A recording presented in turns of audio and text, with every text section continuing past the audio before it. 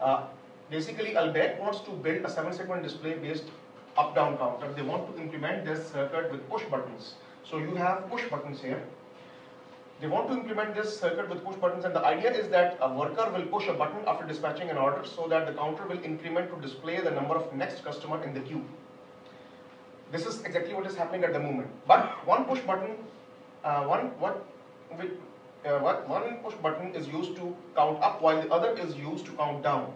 Albert Foods grants this project to YUC and puts an award of cash money upon completion of the project. Moreover, they promise to give a job to 2 students who will do it nicely.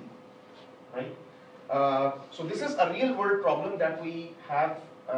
You might have seen such kind of counters and displays in banks. You might have seen them in Albert. So the real world scenario is that Albert system is currently using it. So if you are given this project as a YUC student, and as you know that you had already been working in groups, right?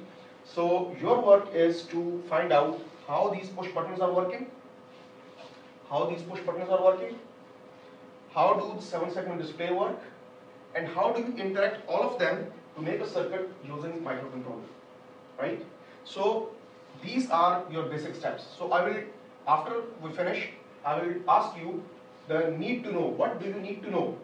What is required from you? So every one of you have to write in a piece of paper what is required out of you, right? So remember that there are 3 basic things. One is how do the push buttons work? How do 7-segment display work? And how do we make a program in microcontroller to interact all of them to make it as a one circuit, right? So these are basic, you can say 3 basic requirements that we need from this particular project. Okay, how the class will progress? The class will progress like this. The students will work in a group of 2.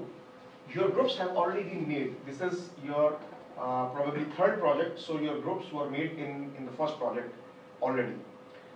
We have 9 students. We have 5 groups, 2 consisting of 2 students per group each.